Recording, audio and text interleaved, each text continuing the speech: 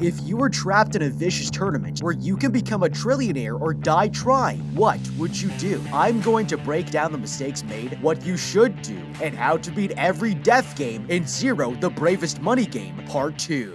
This death game competition is about to get out of control. Zero here is a genius thief that's entered the tournament for 100 billion yen and the chance to become the chairman of the biggest company in Japan. He's only gained 1 ring after surviving 3 terrifying games, but the mastermind running the show doesn't want him to win at any cost. Zero is about to enter another challenge when a player tells him that his fiercest competitor, Shirube, wants to talk. Meeting the kid in private, the boy offers a ring as thanks for saving his life in the last game and proposes to team up so they can take down the Zaizen Corporation together. The man doesn't want to abandon his friends and turns his offer down, but soon he'll have to beat 4 death games that are more challenging than he realizes. Later, the man meets up with his teammates and they go around the park searching for another challenge, but discover that almost all of the venues are closed. It's strange, but that's when he notices a gate opening and with no better options, decides to go check it out. The group walks up and notices that this game is set to the hardest difficulty. Only 3 people can participate, but they'll each get 3 rings if they win. Zero thinks it's too risky for them to play together and tells the others to split up and find an easier challenge. Frustrated, his friend takes it personally and rushes out as the others follow after him, but they'll be glad they took his advice. Determined to win, the man is about to enter the game by himself when the nerd Hiroshi comes back to volunteer. He'll do whatever it takes to help his friend win, and that's when another player, Yuki, arrives, insisting they let him join. With that, the doors open and the players walk into the venue, seeing a large contraption in the middle of the room. They're told to lay down on this bed where they're strapped inside, with no idea this is actually a death trap. The lights suddenly turn on and a man welcomes them to the game, introducing himself as their host, Kotaro Hill Mountain Williams, Harrison Jaguar Satake, James Shiroyama. It's a ridiculous name, and he tells them they will be participating in a deadly quiz, where one wrong answer could kill them. Suddenly, a giant anchor drops from above and the thief reaches out to touch it, discovering that it's razor sharp. The bed is suddenly moved, and the anchor starts swinging like a pendulum above their heads. The thief realizes that in this game, the anchor changes height depending on how they answer a question, and if they get too many wrong, their heads will be chopped off.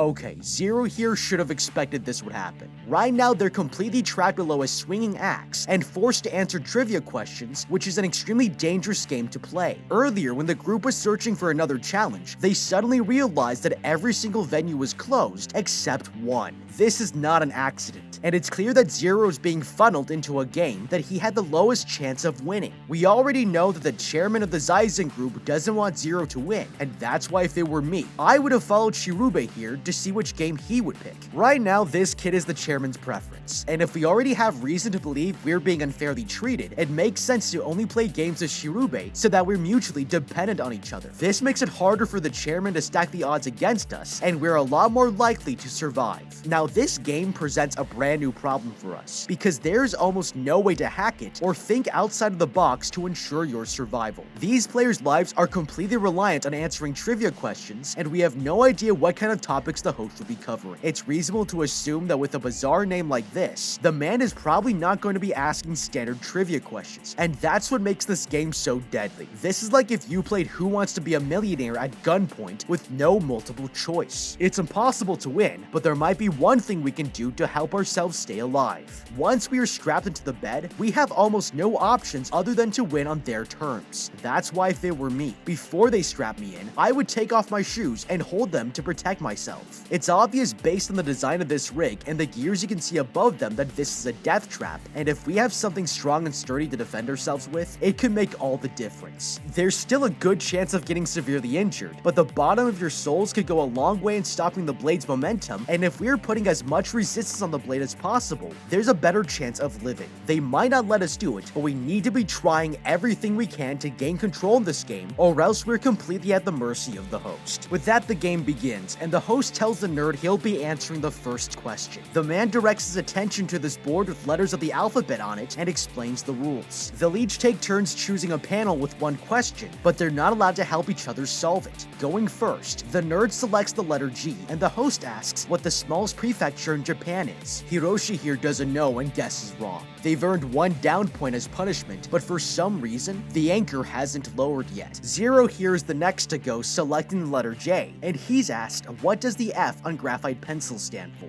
He tells the host it means firm, and the man is disappointed to see he got the answer correct. The team has earned 2 up points, and it seems like things are going well, but that's when the nerd selects the letter N, and this was his biggest mistake. The slot suddenly shifts, and the host explains that in this game, there are 6 special questions that will change the anchor's position. If they answer correctly, it will rise up, but if they get it wrong, it drops closer to their heads. With that, the anchor stops moving, and the nerd is asked what image is on the back of a 1,000-yen note. Panicking, he tells him it's a crane, but the anchor lowers before continuing to swing. It was the wrong answer, and the host then explains that there are now 5 anchor questions remaining that are hidden across the board. Hearing this, Zero realizes that their best chance of surviving is to answer every special anchor question correctly, and already knows exactly where they are. The remaining letters most likely spell out the word anchor, but if the man reveals his strategy, the host will make it harder for them. Several rounds pass, and this time the nerd is about to choose panel R when he suddenly begins to panic, afraid of getting another answer wrong. If he chooses an anchor letter, they might die, but that's when Zero has a clever idea. Interrupting the game, he yells at his teammate for blaming him about the last question and insists Hiroshi has been useless, but it's all a trick. Confused, the nerd looks down and notices the thief making a hand signal that looks like a fox, as he realizes Zero is lying. Understanding his plan, the nerd chooses D instead of R, and is asked to figure out what day of the week the 31st of December is if January 1st is on a Monday. The nerd answers Wednesday and gets the question wrong, putting them 2 points closer towards decapitation. Yuki is chosen as the next contestant and picks the R panel, revealing it to be an anchor question, but that's when the host tells him to recall his full name. The man tries to remember but gets it wrong, and the anchor starts dropping lower, only inches above their heads.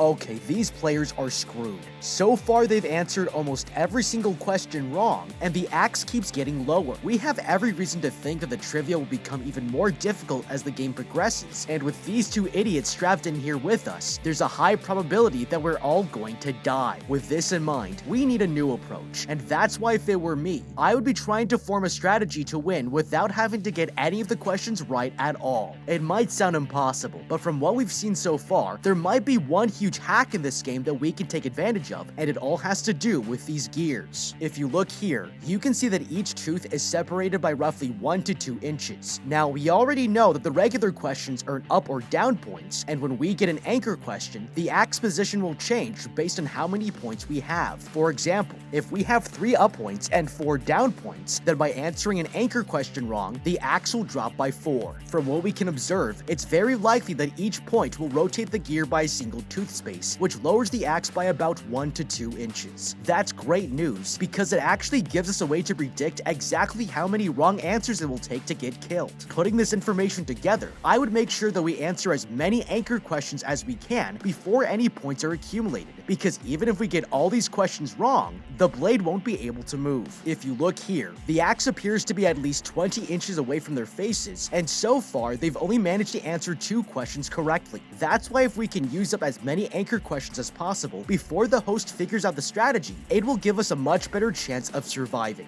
The biggest problem is that we aren't allowed to help others or influence their decision making, but there might be a clever way around this. Earlier, before entering the venue, they both saw a man with a fox shirt, and Zero tried to use this to communicate that what he was saying was a lie. Now, the problem is that this does not look like a fox unless you're already thinking about it. In a high-stakes death game like this, the amount of creative interpretation needed to understand this message is a totally unfair expectation. Right now, the most important information to share is where the anchor questions are. So if he were thinking clearly, the smarter approach would have been to secretly message both teammates, spelling the word anchor in sign language. It's safe to assume that these other players don't know the sign language alphabet, but some of the letters are very clearly represented in the shape of the hand. Even for someone who's not familiar with the symbols, it wouldn't be difficult to figure out the connection of these hand gestures to the panels on the board and start working together. By choosing only anchor questions, the blade won't move anywhere if they haven't earned any points yet. As long as the host doesn't notice what we're trying to do, then it's possible we can answer all 5 remaining anchor questions wrong and still walk out of this game alive with a ring.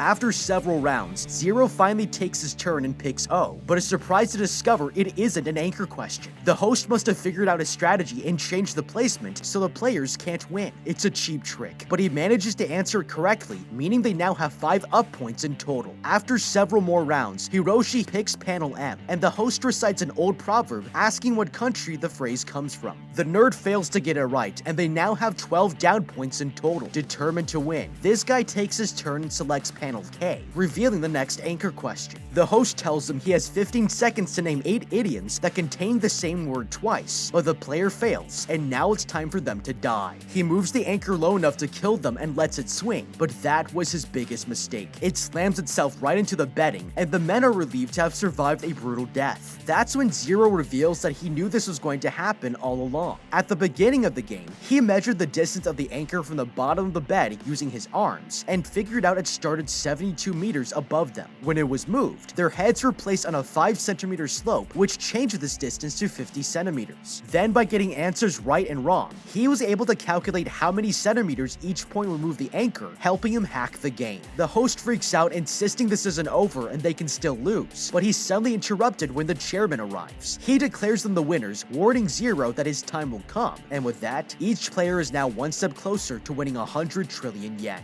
That makes 4 games down, with only 3 more to go. The next morning, the thief and his friends find a large group gathered around the gangster. He's searching for 20 other players to join a game called the Witch's Manor, and if they win, they can each earn a ring. It draws the crowd in, and the guy reminds them that with Zero's help, they're guaranteed to get one. The players quickly gather around the thief, insisting he join them, and convince the man to enter the challenge. They all gather in front of the game house, and the thief quickly stands in front of the crowd, telling them to obey his every command while they're inside. The others agree, knowing he's their only hope of winning the game, but soon all 21 of their lives will be in grave danger. The men enter the venue where they walk into this room, and the announcer tells them they've just been locked inside. The only way to escape is to break the witch's spell, and with that, a timer starts counting down as the statue begins to shake. Suddenly, a paper slides out of the witch's mouth with a message, and the announcer begins reading it aloud. They're told to locate a series of numbers that have been hidden throughout this room and use it to escape, but are warned that one mistake can get them all killed. That's when Zero notices the gangster with his friend Yuki, and they insist on working by themselves. The man doesn't know if he can trust them, but with time running out, he directs the others' attention to the panel. This is where they can input their answer to break the spell, but they only have 2 chances to get it right. Okay, this is completely unfair. First of all, the timer started before anyone even knew the rules of the game. As we learned in the previous death games, every word of the rules are carefully chosen to hint at the solution, and if we don't have time to study the instructions, then we might be missing important information that helps us win the game. Starting the clock before you know what to do is a dirty trick, but that's not the only thing we're up against. The second problem is that the rules are extremely vague. According to this message, our goal is to locate a series of hidden numbers in the room and use it to escape. There are no specifics for how they should be used, but there might be one clue that everyone else is overlooking. With so many possible solutions, the most important thing to realize is that this device where they put in their answer only has enough space for 2 digits. This is a massive clue to help us figure out what we are looking for, because otherwise, we could have been wasting our time trying to find an answer that doesn't even fit into the space. This is not comforting, but that's why I would encourage everyone to split into groups of 3 and spend 10 minutes looking for different ways to find a 2-digit answer. First, I would recommend that several groups should be calculating the numbers on the soldiers here and connect it to the number 21. It's no accident that this game requires this many players, because it's such a specific number that we have to consider it as a possible figure in the equation. Secondly, I would then instruct the other teams to calculate the size and shape of the room itself. We learned in one of the previous challenges that the game maker will use the room shape as a part of the answer, and it might be a similar situation here. We want everyone to be working on a different approach, because having options allows your ideas to be tested against others, and the one that has the strongest case is going to be more evident by comparison. Lastly, the rule mentioned a series of numbers, and this is very important, because it means we don't have to look for only equations, but also patterns. This would make a lot of sense, because it means instead of having no information to work with, the game might have already provided us with what we need, and now we have to predict the next number in a sequence. The real goal here is to find out what these 2 digits represent, and if we can discover that first, then we'll be able to make the calculations in order to solve this death game. Zero takes another look at the message, trying to understand if there's something he's missing, as the others inspect the knights on the wall. That's when Zero realizes that these numbers are actually a distraction, but he might know what to look for. He orders everyone to put their backs against the wall and spread their arms so he can make a calculation. Adding them up, he figures out that each wall is 14.14 meters long, and by using Japanese wordplay, he realizes it spells out a 9-number code. The answer is equal to the square root of 2, and if he's right, then the cannonball should represent a decimal point, while the knights stand for a number within the answer they're looking for. They need to find the 9th and 10th digit in the calculation to give them the final answer, but he has no idea what comes next. Confused, the gangster and his friend double-check his math, but that's when this guy notices something terrifying. The number 21 shows up in the square root, and by breaking it down with Japanese wordplay, he discovers a hidden message saying all 21 players will be massacred. Suddenly, one of the men keels over in pain, and they see he was stabbed by a metal spear, with more of them shooting out of the walls. They're getting closer, and the players begin to panic, trying to find a safe place to stand, with only 16 minutes remaining until they're impaled. Zero gathers them around, insisting they can figure out the 9th and 10th digits from the formula by finding the square root of 2.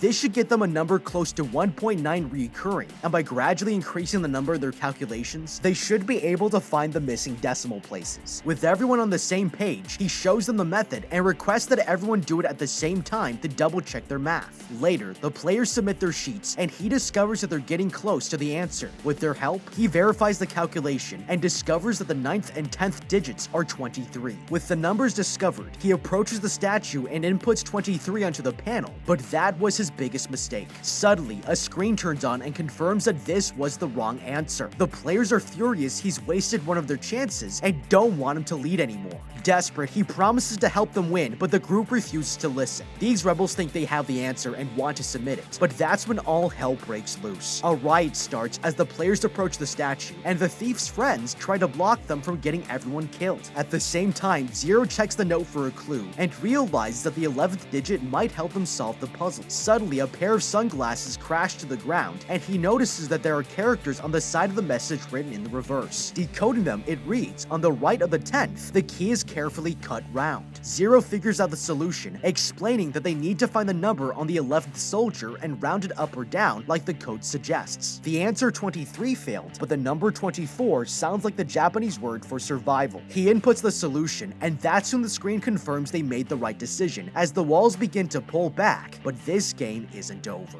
Okay, this is getting annoying. Of all the possible hidden numbers this guy could have found, he managed to figure out exactly what he was looking for, and it means this guy's plot armor is too damn thick for his own good. If I'm being honest, I don't think I'd have figured this one out, but there's one huge factor that gave Zero here all he needed to solve the problem. Before this death game ever began, this man was a middle school teacher, and that means when he hears a number like 14.14, he immediately knew it was the first 4 digits of the square root of 2. Being a freaking math teacher is a huge advantage, but what's more interesting is how he remembered all the decimal points that come after it. Now, one benefit to the Japanese language is that it uses a type of wordplay known as goto awase, which allows you to translate numbers into words and words into numbers. They use different phonetic alphabets like kunyomi and onyomi, and it can serve as a mnemonic device that helps them remember things like addresses and phone numbers. For example, this advertisement for a dental clinic has the number 6480, and if you interpret these numbers phonetically into the Japanese alphabet,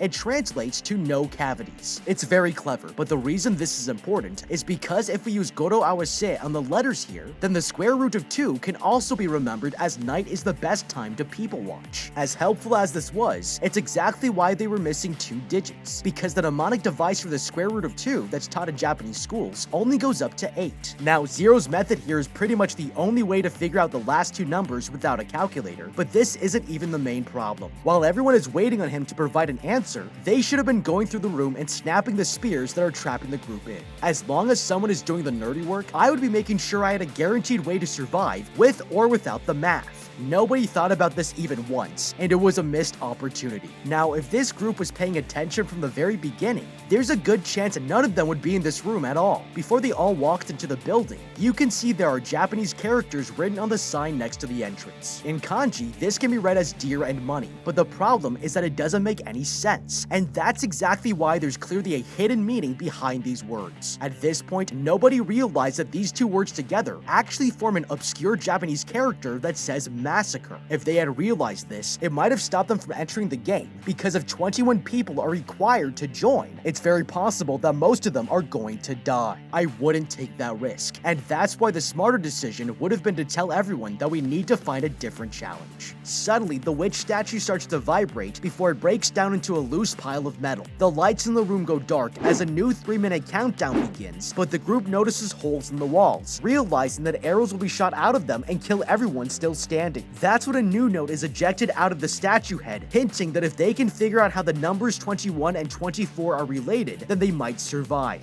Panicking, this guy picks up the scrap metal to defend himself, and the group follows his lead. But there isn't enough for everybody here. Thinking about the clue, Zero sees a metal frame on the ground and has an idea. He quickly draws out a diagram of the room with 21 circles inside a box and 24 circles on the outside, explaining to the group that they need to place the metal in the frame or else they'll die. With no better options, the group rushes to build a barricade and jump inside as quickly as possible. When time runs out, hundreds of arrows blast from the walls, but they never penetrate their shield. The plan worked, and all 21 players have beaten this impossibly hard game, making it 5 games down with 2 more to go. Relieved, the thief walks away with his friends to celebrate their victory, but that's when they hear an announcement that the student Shirube has won his 4th ring. The men gather in the main square wondering what will happen next, and that's when the student walks through the crowd heading straight for the thief. Suddenly, a loudspeaker announces that the game is not over, and each contestant will be given 20 minutes to find 4 rings before the final challenge begins. It seems that everyone has a fighting chance of becoming the new chairman, but Zero here is determined to win. They arrive at this game called the Lost Ring, but seeing how long the queue is, the others suggest they should pick a different game.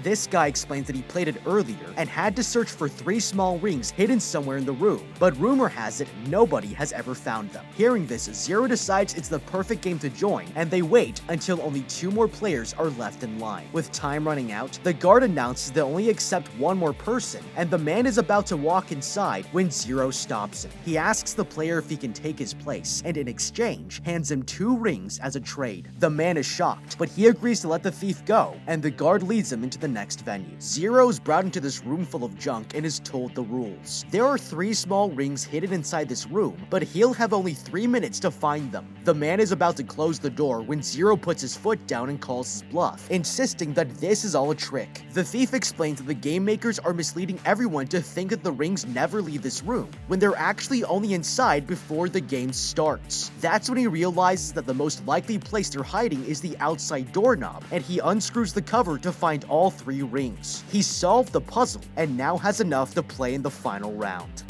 Okay, this guy took less than 15 seconds to figure out the solution and managed to earn 3 more rings. It's extremely impressive, but if we break it down, you'll see that it was the most logical thing to do. First of all, it was definitely the right decision to choose this game because it's offering the most rings in the shortest amount of time, and they only have 20 minutes left. Now, you might be thinking that there's no way anyone could figure out the rings were inside the doorknob, but we have to assume that each game is winnable, no matter how difficult it might seem. If you look at this room here, there must be hundreds of trash bags, but the guard just told us that we only have 3 minutes to find the rings, so it's impossible to search through everything in that much time. This can only mean that we aren't meant to search through these bags at all, and you can extend that logic into the rest of the room as well. With such little time to play, this game only makes sense if you already know where you should be looking, and that's exactly how we can reach the same conclusion that Zero made. As we've already seen in previous games, these people are very specific with how they explain the rules. When the thief walked inside,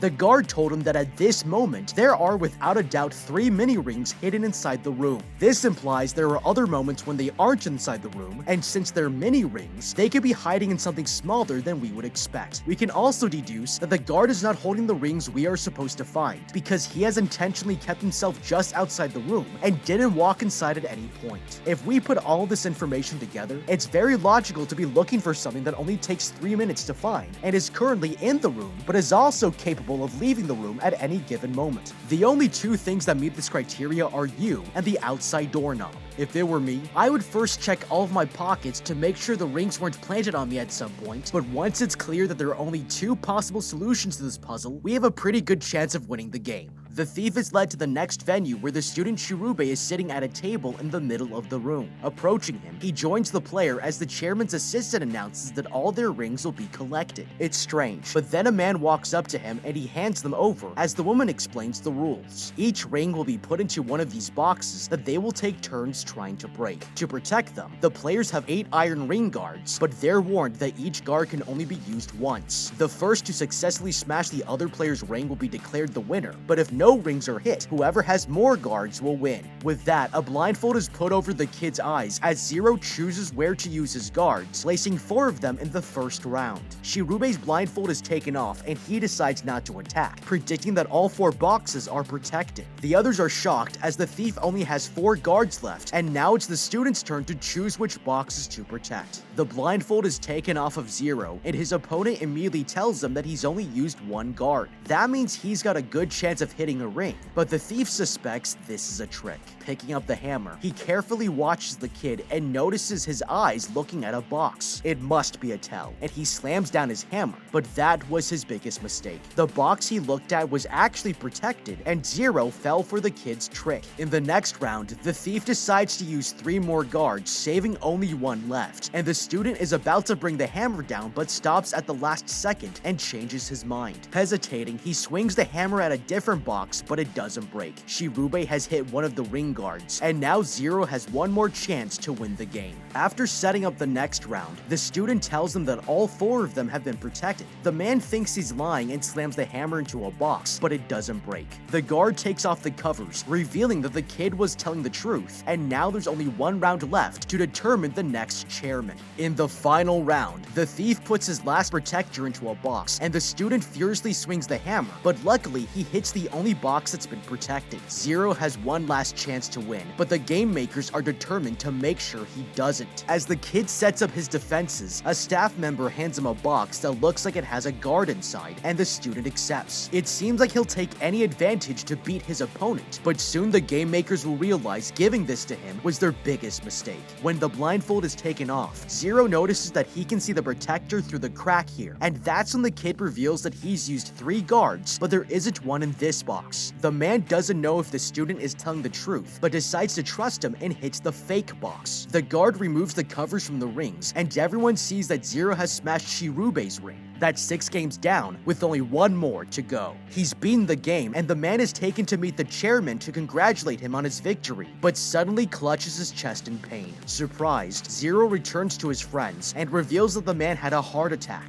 They don't know what will happen to the prize money, but that's when the guard informs the thief that he's now the new owner of the Zaizen Corporation, according to the chairman's will. Suddenly, the assistant interrupts them and challenges the man to 1 final game. She's furious that he's managed to win and wants 1 last chance to see him fail.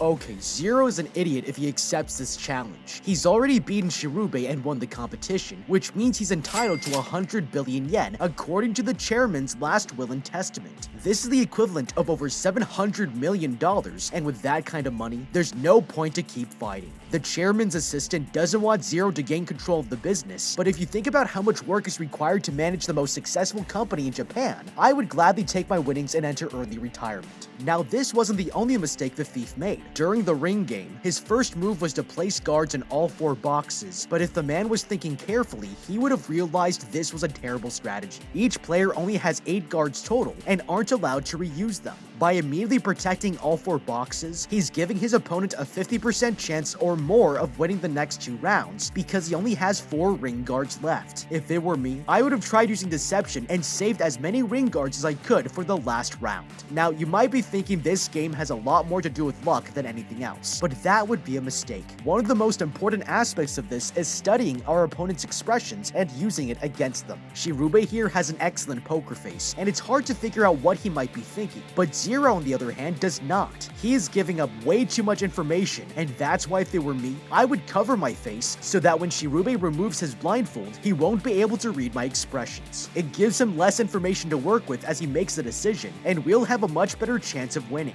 This would also be a good idea if we can get help from one of our friends in the crowd. If we can get them to observe where the kid's guards are, he can use hand signals to reveal their location, and if our face is covered, then the student won't be able to see that we're looking into the crowd for an answer. answer. Another great strategy is to offer him information that we can control, because we know that Shirube will take it into account, and it helps us influence his thinking on our own terms. The kid knows that Zero is an honorable person and has been consistent throughout the entire tournament. That's why the best thing to do would be to tell him which box has a ring guard, but lie. As simple as it sounds, Shirube will now be forced to change his thinking completely, and instead of considering which box has a ring, he's now thinking about whether or not we are being true to our character or lying in order to win. This strategy forces your opponent to play the player instead of playing the game, and if we can control the information we are letting out, we can influence them to make the wrong decision and take advantage. The group is taken to the final arena where the assistant is waiting along with her brother. She introduces the last challenge to Zero, saying it's a specialized game of poker called Day and Night, where he'll be given 26 cards of only clubs and spades, while she will have all the diamonds and hearts. Zero's friends are taken away, but this gangster stays behind to guarantee that nobody cheats. The assistant explains that there are 3 rounds, and each player will make 5 hands with the objective to guess which hand your opponent has made. You'll win points based on your highest cards, and if there's a tie, the victory will go to whoever's turn it is. That's when the assistant reveals a dartboard with card values and tells them that depending where their dart lands, their opponent must reveal those cards. The woman gets the first turn, and the players organize their hands on the table before the woman approaches the board. Confidently, she hits both of her targets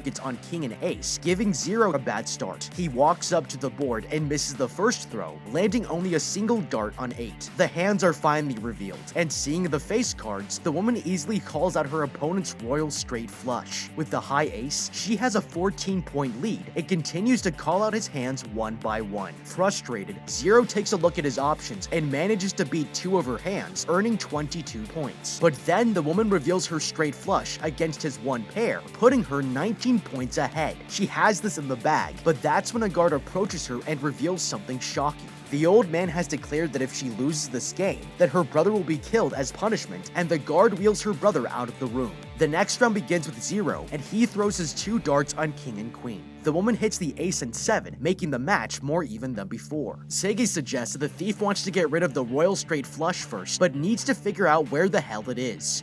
Okay, this assistant is sneaky as hell. The woman forced Zero to play a game that she was already an expert at, and perfectly hit the ace and the king on the dartboard, letting her immediately identify his most valuable hands. It's incredibly unfair, but honestly, Zero should have seen this coming. He already knew the reward money was his, and the chairman agreed that the last player in the tournament would inherit the Zizen group. Playing this game is already breaking the agreement, and if that's the case, then the smartest thing to do is use this as leverage to control what happens next. Before accepting her proposal, I would argue that she can't possibly play against me because she doesn't have 4 rings. In order to accept the deal, she would need to officially enter the tournament as a player and earn the right to play for control of the Zizen group. According to the will and testament of the chairman, whichever player wins the competition will take his position in the company, and since she's not in the competition, she doesn't even qualify. Even though she's just an assistant, the woman still has a lot of influence and could outright refuse, but it's still worth a try. If any of these guards and staff members are loyal to the former chairman, they might take sides and force her to enter the death games in order to compete for his title, which puts pressure on her to take the competition seriously. It also gives us time to learn how to play this game, and in the meantime, hope the woman gets killed while she's trying to earn the 4 rings. Now, even if none of these tactics work, it's still possible for us to win, because just like in the last game, we can find an advantage by studying the behavior of our opponent. This woman has the upper hand because she knows how to throw darts, but Zero is much more observant than she is, and the woman doesn't realize she's already giving up way too much information. First of all, she's dressed in a ball gown, which makes it obvious that she's a power player who assumes everyone will play to their strongest hand. She even mentioned to Zero when explaining the game that on his turn, he should use his strongest hand to match her cards. What's interesting is that this is not the only way to play this game, and it reveals her own strategy more than anything else. If we know that she will play her strongest hands whenever possible, then we can use this against her from the very beginning. By arranging our cards and bluffing that they're stronger than they actually are, it will help throw off her strategy and destabilize the game, giving Zero more control from the very beginning.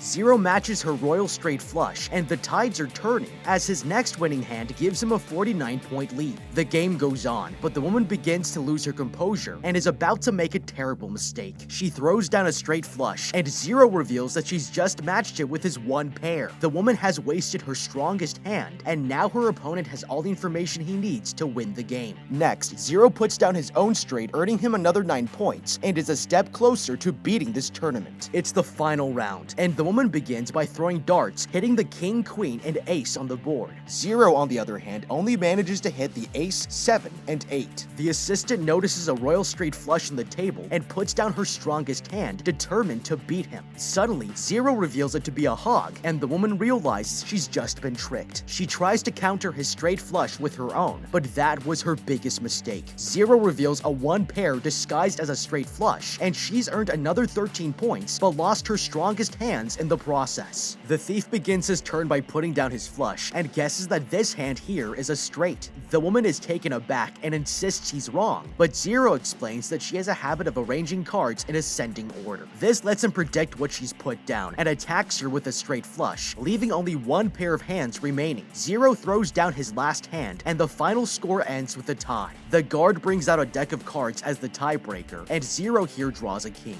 Worried, the assistant carefully picks out her card, revealing an ace, and that makes her the winner. That's all 7 games down, with Zero as the loser. He's just lost his chance to become the new chairman of the Zeizen group, and the tournament is finally over. Later, the gangster confronts the thief, asking why he threw the game. He had the chance to win with a single hand, but chose not to defeat her. He doesn't understand why, but the man explains that he figured out the Zeizen group was going to kill the woman's brother if she lost. They tried to keep it a secret, but her reactions told him everything he needed to know, and decided to do the right thing. Zero may have lost the chance to be chairman, but at least he saved a life, and now he can spend his 100 billion reward money in peace. But what do you think? How would you beat Zero Part 2? Let me know with a comment down below. Thank you so much for watching, leave a like and subscribe, and check out the How to Beat playlist for more videos like this. Until next time, have a damn good day.